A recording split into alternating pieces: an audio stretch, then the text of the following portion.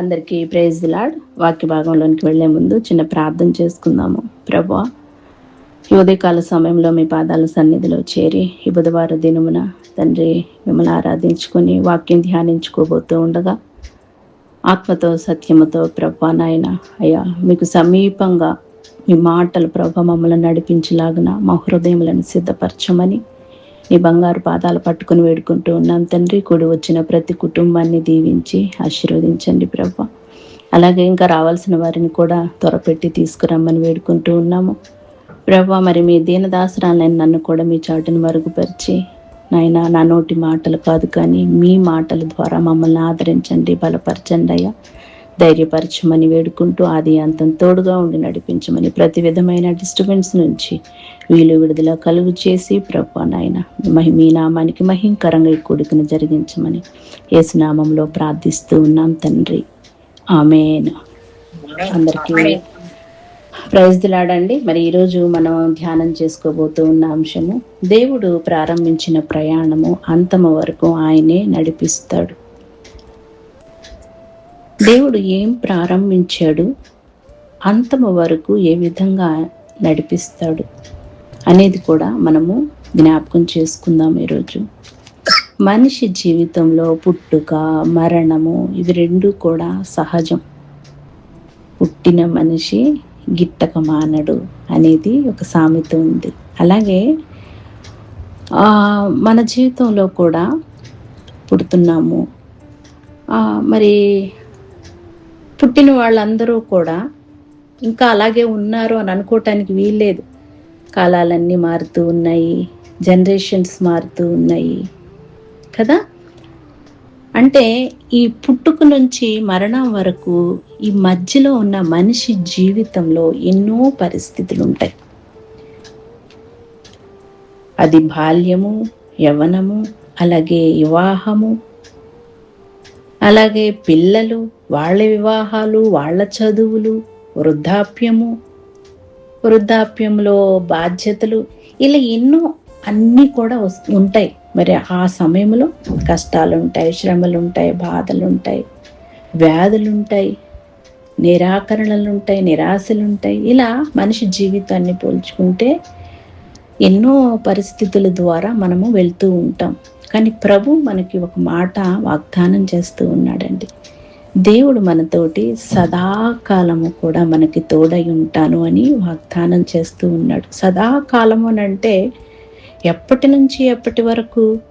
తల్లి గర్భములో పిండముగా రూపింపక మునిపే మనల్ని ఎరిగిన దేవుడు మరణాంతము వరకు కూడా, మరణము తర్వాత కూడా సదాకాలము అంటే ఈ భూమి మీద భౌతికంగా బ్రతికున్నంత కాలమే కాదు, కానీ మనము ఈ యొక్క జర్నీని దాటుకున్న తర్వాత కూడా అక్కడ కూడా దేవుడు మనకి తోడుగా ఉంటాడు అనేది తెలియపరుస్తూ ఉన్నారనమాట. ఇది ఒక అనుభవం ద్వారా మనకు అర్థమవుతుందండి. మన జీవితాన్ని మనం ఒకసారి పరిశీలించుకున్నప్పుడు ఈ జీవితం నేర్పించిన అనుభవము అన్నీ కూడా మన కళ్ళ ముందు అవి కట్టినట్టుగా కనిపిస్తూ ఉంటాయి. ఒక్కొక్కసారి మనము ప్రభువుని ప్రశ్నిస్తూ ఉంటాం కదా, దేవా నువ్వు ఉన్నావా నాతోటి, మర్చిపోయావా నన్ను, నా ప్రార్థనలు నీ సన్నిధికి చేరుతూ ఉన్నాయా లేదా ప్రభు అని మనము ఒక్కోసారి అంటూ ఉంటాం. కానీ ఒకటి ఆలోచించాలండి, మనము అసలు ఈ పుట్టుకకి అనేది కూడా దేవుని చిత్తంలో ఉంది. గర్భఫలము యెహోవా ఇచ్చు బహుమానము అని దేవుని వాక్యం సెలవిస్తుంది కదా. గర్భఫలముగా మనం కూడా మన తల్లి గర్భమున పుట్టక మునిపే, వారి గర్భములో పిండముగా రూపింపక మునిపే దేవుడు మనల్ని ఎరిగి ఏర్పాటు చేసుకొని ఆయన అరచేతుల్లో చెక్కుకున్నాడంట. ఈ గొప్ప సత్యాన్ని ఎక్కడ మనం చదువుకుంటున్నాం? బైబిల్ గ్రంథంలో చదువుకుంటున్నాం. మరి అక్కడ నుంచి ప్రయాణం మొదలవుతుంది. చంటి బిడ్డగా ఉన్నప్పుడు సరే అమ్మ ఎత్తుకుంటుంది, పాలిస్తుంది, అయిపోయిందండి. కాస్త కొంతకాలం వరకు అమ్మ కావాల్సిన బాధ్యతలన్నీ నెరవేరుస్తుంది. మరి మన దగ్గరికి వచ్చేసరికి మన పరిస్థితులు ఎలా ఉంటూ ఉన్నాయి? మరి వృద్ధాప్యం వచ్చేసరికి ఎలా ఉంటూ ఉన్నాయి? వృద్ధాప్యంలో ఉన్నటువంటి బంధాలు, బాంధవ్యాలను మనము ఎలా చూసుకోగలుగుతూ ఉన్నాము? ఇవన్నీ కూడా ఆలోచిస్తూ వెళ్తూ ఉన్నప్పుడు ఈ పరిస్థితుల్లో వ్యాధులే వస్తాయి, బాధలే వస్తాయి. మరి వీటన్నిటిలో కూడా ఏంటి ప్రభువా, మరి జీవితం ఎంత భయంకరంగా ఉంటుంది అని మనం ఒకసారి ఆలోచిస్తే, ఆయన ప్రణాళిక లేకుండా ఏది కూడా మన జీవితంలో జరగట్లేదు. ఆయన చూస్తూ ఉన్నాడు మనల్ని.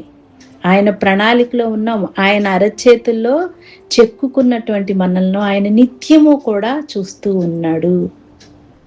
మరి మన జీవితంలో ఏం జరుగుతుందో ఆయనకి తెలీదా? మనం ఎలా ఉన్నామో ఆయనకి తెలీదా? మన హృదయ అంతరంగంలో కూడా మనం ఎలా ఆలోచిస్తూ ఉన్నామో, మనం ఎలా దేవుణ్ణి మరి వెంబడిస్తూ ఉన్నామో ఆయనకి తెలీదా? సమస్తము తెలుసండి. మనిషి మాత్రమే తప్పిపోతూ ఉన్నాడు, దేవుడు విడిచిపెట్టట్లేదు. కానీ మనల్ని మనిషి స్వభావము అనేక మార్లు సృష్టికర్తను మరిచి లోకంలోనికి వెళ్ళిపోతూ ఉంది. సృష్టికర్తకి ఎంత బాధ ఉంటుందండి. మన పిల్లలు ఒక్కొక్కసారి మనల్ని నెగ్లెక్ట్ చేసినా, మన ప్రేమని గుర్తించకపోయినా కానీ తల్లి హృదయము, తండ్రి హృదయము ఎంతగానో దుఃఖిస్తుంది కదా. ఏంటి ఎంత చేసినా పిల్లలు ప్రేమని, నా ప్రేమను గుర్తించట్లేదే అని మనము దుఃఖపడినటువంటి దినాలు కూడా ఉంటాయి. మరి ప్రభువు కూడా మనతోనే ఉంటున్నాడు కదండి. కనపడట్లేదని, మనతో లేడని మనం అనుకోవటానికి వీల్లేదు. ఆయన మనతోనే ఉంటాను అని వాగ్దానం చేశారు. నిన్ను విడువను ఎడబాయనని వాగ్దానం చేశారు. సృష్టించాడు, ఆయన సారూప్యంలో సృజించుకున్నాడు, ఊపిరి పోసాడు, భూమి మీదకి తీసుకొచ్చాడు. మరి ఆ పెంచి పెద్ద చేసి వివాహం చేసి తప్పిపోయిన పరిస్థితులన్నిట్లో కూడా పట్టుకొని రక్షించుకొని నడిపించుకుంటున్నటువంటి పాత్రలుగా, ఆయన బిడ్డలుగా మనం ఒక్కొక్కసారి ఆయన ప్రేమని గ్రహించలేకపోతే, ఆయన ప్రేమని విలువ ఇవ్వలేకపోతే ప్రభు ఎంత బాధపడతాడో కదండి. ఇది ఒకసారి ఒక అనుభవపూర్వకంగా మరి అది నా హృదయంలో ఆ అనుభవం కలిగింది. చాలా బాధ అనిపించింది. అరే, పిల్లలు ఇలా అంటారని, లేకపోతే భర్త తల్లిదండ్రులు ఏదో గబుక్కు నిర్లక్ష్యం చేశారనో బాధపడతామే. మరి మనము దేవుణ్ణి నిర్లక్ష్యం చేస్తే దేవుడు ఎంత బాధపడతాడో కదా. ఆయన్ని కూడా మనం అనేక మార్లు దుఃఖింప చేసినటువంటి వారంగా ఉన్నాం కదా అని మనసుకి అనిపించింది. అంటే ఈ అనుభవం ద్వారా మనం నేర్చుకోవాల్సినటువంటి పాఠము, మనం ఒంటరిగా నడవట్లేదు. మన జీవితంలో యాదృచ్ఛికంగా జరగట్లేదు. కొన్ని విషయాలు దేవుని చిత్తానుసారంగా, దేవుని ప్రణాళిక చొప్పున జరుగుతూ ఉన్నాయని గ్రహించుకోవాలి. దిక్కులేని వారంగా, ఆదరణ లేని వారంగా మనము దేవుడు విడిచిపెట్టలేదు. ఆదరణకర్తన దేవుడు మనకి అనుగ్రహించాడు. ఆది నుంచి అంతం వరకు నేను తోడుగా ఉంటానన్న దేవుడు, పుట్టుక నుంచి మరణాంతం వరకు కూడా నేను మీతో ఉంటాను అని దేవుడు వాగ్దానం చేశాడు. ఆ వాగ్దానములో అనేక మార్లు అనేక పరిస్థితుల ద్వారా మనం వెనక తట్టు చూడొచ్చు, భయపడవచ్చు, పడిపోవచ్చు, తొట్టిల్లొచ్చు, దేవుని యొక్క ఆజ్ఞలను విడిచిపెట్టి ఈ లోకంలోనికి మనం పడిపోవచ్చు. కానీ మరలా అంటూ ఉన్నాడండి ఇంకొక మాట, చిన్న కుమారుడు తప్పిపోతే మరలా ఆయన తిరిగి వచ్చే వరకు కూడా ఎదురు చూస్తున్నటువంటి తండ్రిగా మనల్ని ఆయన పిలుచుకుంటున్నాడు. మన కోసం ఎదురు చూస్తూ ఉన్నాడు. ఈ ప్రణాళికలో మనం ఒకటి ఆలోచిస్తే, ఈ పుట్టుక నుంచి మరణం వరకు కూడా ఈ మధ్యలో జీవితంలో జరిగినటువంటి ఆ సంఘటనలన్నిటిలో ఎన్ని మార్లు మనం దేవుణ్ణి బాధ పెడుతూ ఉంటాం, ఎన్ని మార్లు మనము పడిపోతూ ఉంటాము, ఎన్ని మార్లు ఈ దేవుని చిత్తమా కాదా, దేవుని ప్రణాళిక కాదా అని మనము అనుకుని ఉంటాం. మన ఆలోచనల చొప్పును కూడా మనం ఆలోచిస్తూ దేవుని అంటే ఒక్కొక్కసారి దేవుని చిత్తమని మనం అనుకుంటూ ఉంటాం. అంటే మనిషి జీవితము ఎలా ఉంది అని ఒకసారి ఆలోచిస్తే అన్నీ ఒడుదుడుకులే, ఎత్తు పల్లాలే. అలాంటి జీవితం ద్వారా మనము వెళ్తూ ఉంటాం. అలాంటి జీవితం మధ్య ప్రభు మనతో మాట్లాడుతూ ఉన్న మాట, నేను నీ జీవితాన్ని ఒక ప్రయాణంగా ప్రారంభించాను, మరి నీ ప్రయాణంలో నేను అంతము వరకు కూడా నీతో ఉంటాను అని దేవుడు వాగ్దానం చేస్తూ ఉన్నాడు. ఆ వాగ్దానములో పుట్టుక గురించి ఒకసారి మాట్లాడుకుందాము. ఇర్మియా గ్రంథము 1వ అధ్యాయము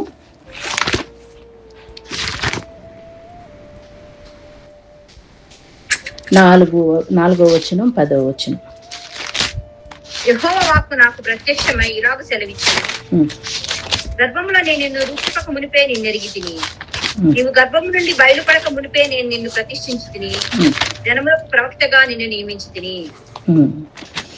యెహోవా వాక్కు నాకు ప్రత్యక్షమై ఇలాగ సెలవిచ్చెను, గర్భంలో నేను నిన్ను రూపింపక మునిపే నిన్నెరిగి తిని, నీవు గర్భము నుండి బయలుపడక మునిపే నేను నిన్ను ప్రతిష్ఠించి తిని. ఎవరి జీవితంలో ఏంటి అనేది కూడా ఆయన ముందుగానే ప్రతిష్ఠించాడంట. చూడండి, ఇర్మియా గారితో మాట్లాడుతూ ఉన్నారు, గర్భంలో నేను నిన్ను రూపింపక మునిపే నిన్ను ఎరిగి తిని, నీవు గర్భము నుండి బయలుపడక మునిపే నిన్ను నేను ప్రతిష్ఠించి తిని అని అంటూ ఉన్నాడు.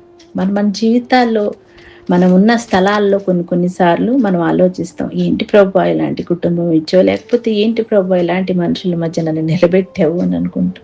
అది దేవుని చిత్తమై ఉంది. దేవుడు అక్కడ నిలబెట్టండి, నిన్ను ప్రతిష్ఠించి తిని అని దేవుడు ఇక్కడ వాగ్దానం చేస్తున్నాడు. చూడండి, ఇర్మియా గారికి ఒక ప్రవక్తగా ఆయన ఎన్నుకున్నాడు. నువ్వు ప్రవక్తగా చేయాల్సినటువంటి పనులన్నిటినీ కూడా నువ్వు చెయ్యాలి. నువ్వు భయపడటానికి వీల్లేదు, నువ్వు వెనక చూపు చూడటానికి వీల్లేదు. ఒకవేళ నువ్వు భయపడితే నీకు నేను భయాన్ని పుట్టిస్తాను, మనుషులకు నువ్వు భయపడితే మనుషుల ముందు నీకు నేను భయాన్ని పుట్టిస్తాను అని ప్రభు మాట్లాడుతూ ఉన్నాడు. తర్వాత వచనాల్లో కూడా మనం చూసినట్లయితే మరి ఆ ఆత్మీయ జీవితంలో మనం ముందుకు వెళ్తూ ఉన్నప్పుడు మన పుట్టుక తెలుసు, మన ప్రయాణం తెలుసు, మనం ఏం చెయ్యాలో తెలుసు, ఏం చేయకూడదు తెలుసు. సమస్తము ఆయన యొక్క చిత్తములో మన జీవితం ఉంది. అనేక మార్లు మన జీవితాన్ని మనం ఏం చేసుకుంటాం, మనమే ప్లాన్ చేసుకుంటాం, మనమే ప్రణాళిక చేసుకుంటాము కదండి. అలాగా కాదు, నీ జీవితంలో దేవుని చిత్తం ఉంది, నీ జీవితంలో దేవుని ప్రణాళిక ఉంది. నువ్వు చేసేవన్నీ తెలుసు, నువ్వు వెళ్ళే దారులన్నీ తెలుసు, కానీ దేవుడికి మరి ఆది నుంచి అంతం వరకు కూడా నీ ఎడల ఒక గొప్ప ప్రణాళిక ఉంది. ప్రతి జీవితానికి ఒక ప్రణాళిక ఉంది అనేది ఇక్కడ దేవుడు స్పష్టంగా మనతోటి మాట్లాడుతూ ఉన్నారు. నిజమే కదండి. ఇవన్నీ ఈ వాక్యాన్ని మనం ధ్యానిస్తూ ఉన్నప్పుడు ఒక ఆలోచన రావాలి మన హృదయంలో. కష్టం వచ్చినప్పుడు, వ్యాధి వచ్చినప్పుడు, లేకపోతే బాధ వచ్చినప్పుడు, కొన్ని వ్యతిరేకతలు వచ్చినప్పుడు ఆలోచించాలి ఒక్క నిమిషం కదండి. ప్రభువు మరి ఆయన చిత్తంలో, ఆయన ప్రణాళికలో నన్ను ఏర్పాటు చేసుకున్నాడు కదా. మరి ఇవన్నీ వస్తూ ఉన్నాయి. ఆనందాన్ని మనం మనిషి స్వభావం కోరుకుంటుందిలేండి. మనిషి స్వభావం అయినా నాదైనా సరే మనము సంతోషాన్ని కోరుకుంటాం. ఒక కష్టం వస్తూ ఉందంటే భయపడతాం. మరి ఇలాంటి పరిస్థితుల్లో మరి ఈయన ఎందుకు అనుమతించాడు ఈ పరిస్థితిని అని మనం ఎప్పుడైనా ఆలోచించామా అండి? ఈ మార్గంలో గుండా ఎందుకు నన్ను తీసుకెళ్తున్నాడు అని మనం ఎప్పుడైనా ఆలోచించామా? నా జీవితంలో కూడా మరి రక్షణలోనికి రాకముందు నా ప్రయాణం ఒక విధంగా ఉంది. కష్టాలున్నాయి, బాధలున్నాయి, వ్యతిరేకతలున్నాయి, నిరాకరణలున్నాయి. ఆ ప్రయాణంలో ఏంటి నాకు ఇలాంటి జీవితం వచ్చింది, ఎందుకు వచ్చింది అని ఆలోచించానే కానీ నా ప్రయాణము దేవుని చిత్తంలో ఉంది, దేవుని ప్రణాళికలో ఉందని ఆలోచించలేకపోయాను. ఎప్పుడైతే రక్షణలోనికి వచ్చానో అప్పుడు అర్థమవుతుంది. ఎందుకో తెలుసా, అన్ని కష్టాల ద్వారా ఆయన తీసుకొని రావటానికి ఆ పరిస్థితులన్నిటినీ కూడా అనుమతించాడు. ఆ పరిస్థితులన్నీ లేకపోయినట్లయితే నా భర్తే నాతో కూడా కలిసి చక్కగా మరి తిరుపతి కొండ మీదకి, తిరుపతి గుడికి నాతో పాటు వచ్చి నాతో పాటే విగ్రహారాధన చేస్తూ నాకు ఇష్టం వచ్చినట్లుగా నేనుంటే దేవుణ్ణి వెతికేదాన్ని కాదేమో. నా జీవితంలో ఆ అనుమతించినటువంటి ఆ పరిస్థితుల ద్వారా నేను దేవుణ్ణి వెతకాల్సి వచ్చింది. నిజమైన ప్రేమ అంటే ఏంటో వెతకాల్సి వచ్చింది. స్వార్థంతో కూడినటువంటి ప్రేమల మధ్య మనం జీవిస్తూ ఉన్నాము అనేది నాకు అర్థమయ్యే విధంగా దేవుడు చేశాడు. నువ్వు ఎలా ఉన్నా నిన్ను ప్రేమించేది ఎవరు అని ఒకసారి ఆలోచిస్తే అది దేవుడే. నువ్వు అందంగా ఉన్నా, నువ్వు అందంగా లేకపోయినా, నువ్వు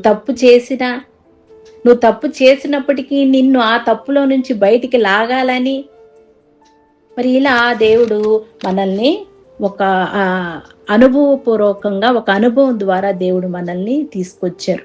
నా అనుభవం ఏంటి అని అంటే, రక్షణలోనికి రాకముందు ఆ పెయిన్ అన్నది నేను చాలా ప్రశ్నించాను. ఏంటి ఈ బాధ అంతా కూడా అని ప్రశ్నించుకున్నాను. నాది, నా కుటుంబం, నేను పోరాడాలి, నేను నిలబెట్టుకోవాలి అని అనుకున్నానే కానీ నా జీవితంలో ఒక ప్రణాళిక ఉంది, దేవుని చిత్తం ఉంది అని నేను గ్రహించలేకపోయాను అన్నమాట. రక్షణ ఎప్పుడైతే వచ్చిందో, బైబిల్ ధ్యానం ఎప్పుడైతే చేయటం మొదలు పెట్టానో, ప్రార్థన చేయటం ఎప్పుడైతే మొదలు పెట్టానో, దేవుని యొక్క చిత్తము, ప్రణాళిక అర్థం చేసుకోవటానికి దేవుడు సహాయం చేశారు. ఈ యొక్క పెయినే లేకపోతే, ఈ బాధే లేకపోతే నేను రాకపోదునేమో. అందుకే ఆయన అనుమతించాడు. ఈ ప్రయాణంలో ఈ బాధ కూడా ఉంది. నా ఆత్మీయ యాత్రలో ఈ బాధ కూడా ఉంది. ఇందులో నుంచి దేవుణ్ణి తెలుసుకునే విధంగా దేవుడు సహాయం చేశారన్నమాట. ఆ తెలుసుకున్న తర్వాత ఇంకా మనిషి మార్పు ఎలా ఉండాలి, మనుషులు మారాలి, పరిస్థితులు మారాలి అనుకుంటున్నటువంటి నా మనసు ముందుగా నీ మనసు మారిందా అనేటటువంటి మాట ద్వారా దేవుడు నాతోనే మాట్లాడటం మొదలుపెట్టారు. ఇవన్నీ నేను ఎందుకు చెప్తూ ఉన్నాను అనంటే, ప్రతి మనిషి జీవితంలో కూడా ఈ ప్రయాణంలో ఇవన్నీ కూడా ఎదురవుతూ ఉంటాయి. ప్రభువుకి తెలియకుండా జరిగేవి కాదు ఇవి. ఆయనకి తెలుసు. ఆయన అనుమతించకపోతే మనల్ని ఏది కూడా ఏమి చేయలేదు. ఒక అనుభవం ద్వారా మనం వెళ్తూ ఉన్నామనంటే దేవుడు ఏదో నేర్పిస్తున్నాడు. అది మనము నేర్చుకోవటానికి సిద్ధపడాలి. పుట్టుక ఉంది, మరణం ఉంది. ఈ రెండింటి మధ్య జీవితం ఉంది. ఈ జీవితంలో ఎన్నో అనుభవాలు, ఎన్నో గాయాలు, ఎన్నో స్వస్థతలు, వీటన్నిటినీ కూడా మనం అనుభవిస్తూ మన ఆత్మీయ యాత్రలో బలంగా ముందుకు కొనసాగాలి అన్నదే దేవుని చిత్తమై ఉంది. 18వ వచనము నుండి 19 వరకు చదువుదామండి. ఇర్మియా గ్రంథంలోనే 1వ అధ్యాయము. యూదా రాజుల యొద్దకు గాని, ప్రధానుల యొద్దకు గాని, యాజకుల యొద్దకు గాని, దేశ నివాసుల యొద్దకు గాని, ఈ దేశమంతటిలో నీవెక్కడికి పోయినను ప్రాకారం గల పట్టణం గాను, ఇనుప స్తంభం గాను, ఇద్దరి గోడలు గాను నీ ఉండునట్లు ఈ దినము నిన్ను నియమించి ఉన్నాను. వారు నీతో యుద్ధము చేతురు గాని నిన్ను విడిపించటకు నేను నీకు తోడై ఉన్నందున వారు నీపైన విజయం పొందజాలరు. ఇదే యెహోవా వాక్కు. ఒక వ్యక్తి జీవితంలో విజయం గురించి ఎంత చక్కగా వాగ్దానం చేస్తా ఉన్నాడో చూడండి. యోధా రాజుల యొద్దకు గాని, ప్రధానుల యొద్దకు గాని, యాజకుల యొద్దకు గాని, దేశ నివాసుల యొద్దకు గాని, ఈ దేశం అంతటిలో నీవు ఎక్కడికి పోయినను ప్రాకారము గల పట్టణము గాను, ఇనుప స్తంభము గాను, ఇత్తడి గోడలు గాను నీ ఉండునట్లు ఈ దినమున నిన్ను నియమించి ఉన్నాను. వారు నీతో యుద్ధము చేతురు కానీ నిన్ను విడిపించుటకు నేను నీకు తోడై ఉన్నందున వారు నీ పైన విజయము పొందజాలరు. ఇదే యెహోవా వాక్కు. దేవునికి స్తోత్రం కలుగును గాక. మన జీవితంలో కష్టాలు ఉంటాయి. ఆ కష్టాల్లో కూడా విజయాన్ని ఇస్తాను అని ఇర్మియా గారి జీవితం ద్వారా దేవుడు మనతో మాట్లాడుతూ ఉన్నాడు.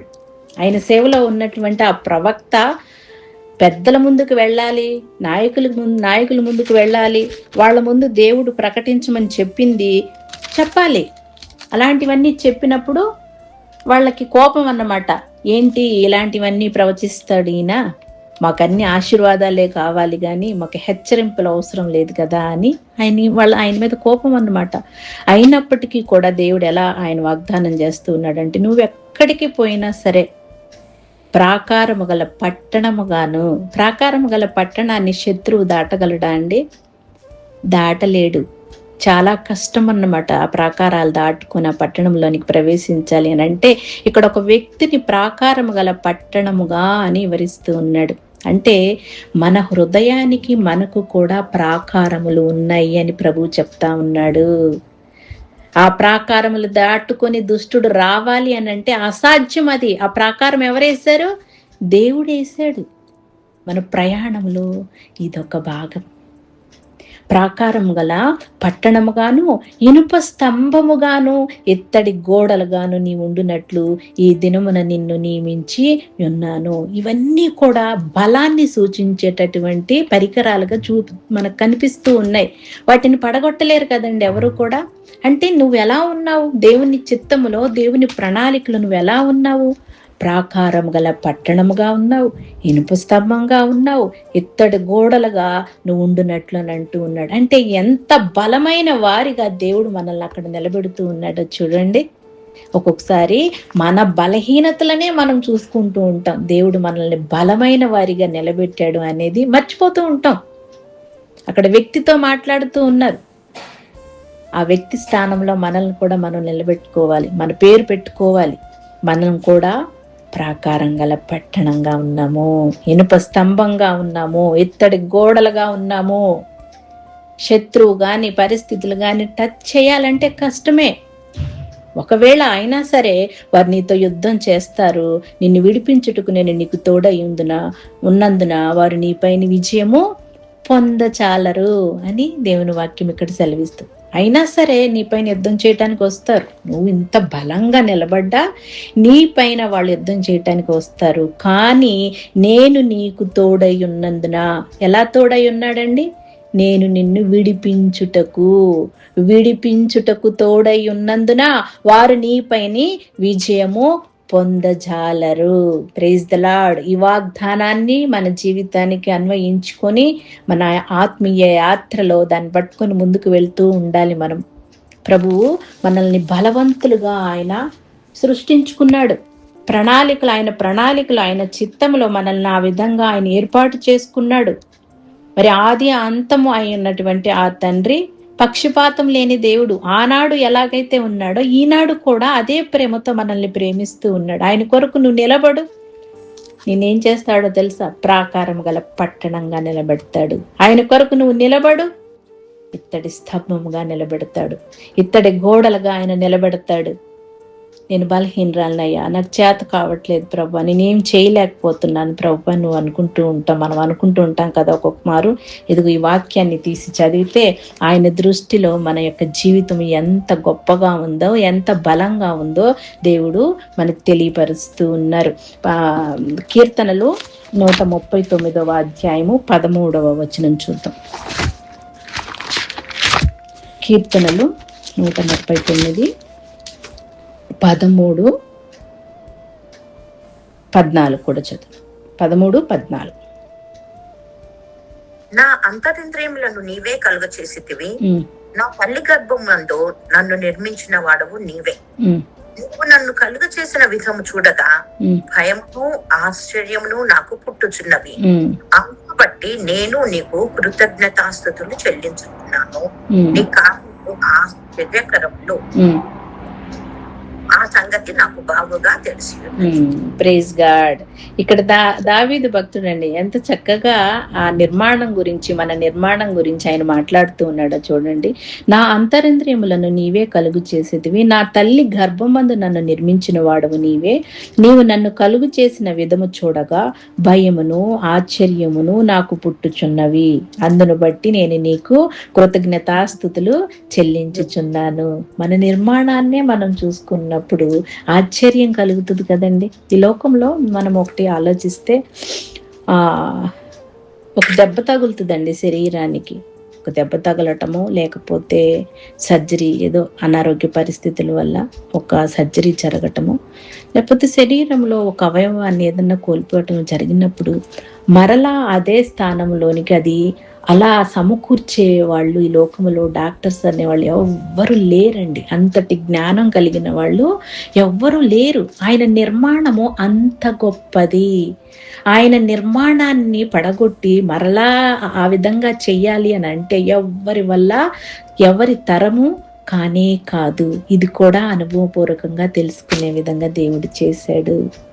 ఆయన సృష్టించినటువంటి శరీరము, ఆయన సృష్టించినటువంటి యొక్క అవయవాలన్నీ కూడా ఒక్కటి కూడా ఏదన్నా అయిందంటేనండి ఆ రీతిలోనికి మొదట ఏ విధంగా అయితే మనం కలిగి ఉన్నామో అదే రీతిలోనికి మరలా తెచ్చుకోవటం అన్నది కష్టం.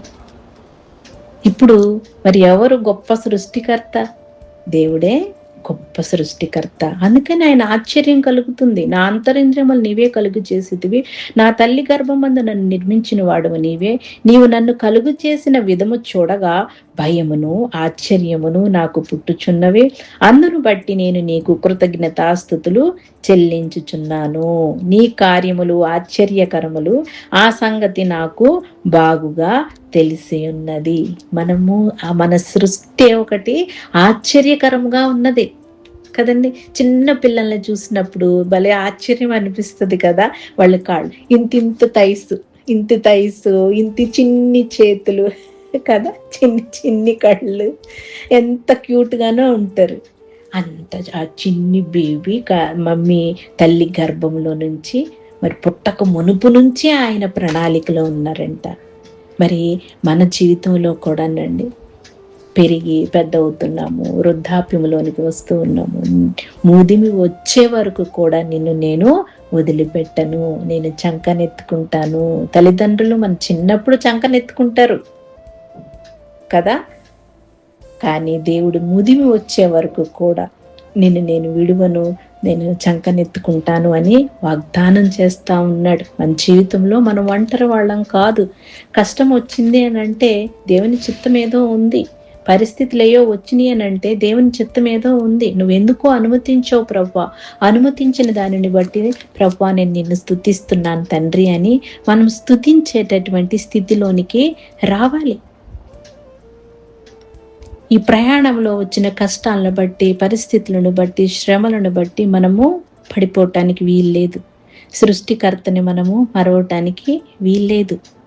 మన జీవితంలో కొన్నిటిని ఎర్ర సముద్రంతోనూ, ఎరుకో గోడలతోనూ, యోర్దాను నదితోనూ మనం పోల్చుకున్నట్లయితే ఐగుప్తు దేశం నుంచి ఇశ్రాయేలుని విడిపించినటువంటి దేవుడు ఒక్కటి, మీరందరూ కూడా ఆ వాక్యాన్ని ఒక్కసారి మరి పర్సనల్గా కూడా ధ్యానం చేసుకోండి. నిర్గమకాండం అంతా కూడా, నిర్గమకాండం నుంచి కూడా చూసినట్లయితే ప్రారంభించినటువంటి ఆ ప్రయాణంలో మనిషి తప్పిపోయాడు, కానీ ప్రభువు ఎక్కడ కూడా చేయి విడిచిపెట్టలేదు. ప్రభువుతో పాటు నడిచినటువంటి వారు కనాను దేశానికి చేరడం జరిగింది. ఇక్కడ మనం ఏం అర్థం చేసుకోవాలి? ఈ జీవిత ప్రయాణం అంతటిలో కూడా ఆయన మనతో ఉన్నాడు, మన చేయి పట్టుకొని నడిపిస్తూ ఉన్నాడు. మనుష్యులుగా మనము దేవుని చెయ్యి విడిచిపెట్టి మనమే కొన్ని కష్టాల్లో, కొన్ని పరిస్థితుల్లో పడిపోతే తప్ప దేవుడు ఎప్పుడు కూడా ఆయన విడిచిపెట్టలేదు. విడిచిపెట్టడు. ఎందుకంటే మనము ఆయన సొత్తు అయి ఉన్నాము. వాగ్దానం చేశాడు, నువ్వు నా సొత్తు, నేను నిన్ను పేరు పెట్టి పిలుచుకున్నాను అని. అది ఇక్కడ అర్థమవుతూ ఉంది. తల్లి గర్భంలో పిండముగా రూపింపక మునిపే అనగానే నువ్వు ఒక తల్లి గర్భంలో పుట్టాలి అన్నది కూడా ఆయన చిత్తమే అయి ఉంది. నువ్వు ఇక్కడ ఉండాలన్నది దేవుని చిత్తమై ఉంది. నేనెప్పుడు ఇలాగ దేవుని సేవ చేస్తాను, ఇలా వాక్యం మాట్లాడతాను, లేకపోతే దేవుని పని చేస్తానని నేను ఎప్పుడు నా జీవితంలో నేను అనుకోలేదు. అనుకోకుండా ఆయన చిత్తం ఉంది నా జీవితంలో. మన జీవితాల్లో ఆయన చిత్తం ఉంది కాబట్టి ఆ చిత్తానుసారంగా రావటానికి కొన్ని దెబ్బలు పడతాయి, కొన్ని హెచ్చరికలు ఉంటాయి. ఆ క్రమంలో మరి ఎక్కడున్నాడా నా సృష్టికర్త అని ఎత్తుక్కునే విధంగా దేవుడు చేశాడనమాట. అలాగే కొన్ని పరిస్థితులు మన జీవితంలోనికి అనుమతించినప్పుడు, ప్రభు నువ్వు ఎందుకు అనుమతించావో ఏమో నాకు తెలియదు, కానీ నాయన అనుమతించినటువంటి పరిస్థితులను బట్టి నేను స్తుతిస్తున్నాను తండ్రి అని మనము స్తుతించేటటువంటి వారంగా మనము ఉండాలి. మన జీవితంలో కూడా ఆనాడు మరి రాజులు ఉన్నారు, యుద్ధాలు జరిగినాయి, శత్రువులు మరి ఆ రాజ్యానికి చుట్టూ కూడా కమ్ముకొని యుద్ధం చేసేవాళ్ళు, ఆ రాజ్యాన్ని వాళ్ళు వశపరుచుకునేవాళ్ళు, అలా ఉండేవి. కానీ ఈ యొక్క దినాల్లో రాజులు లేరు కదండి, యుద్ధాలు కూడా ఏం లేవు కదా, వచ్చి మన దేశం పైన యుద్ధం చేసేవాళ్ళు ఇలా కూడా లేవు. భారతదేశం ఎంతో అదృష్టం చేసుకుందని చెప్పాలి. మరి ఇప్పుడు కొన్ని దేశాల్లో యుద్ధం జరుగుతూ ఉంది, ఎంతో మంది నష్టపోతూ ఉన్నారు, దుఃఖపడుతూ ఉన్నారు.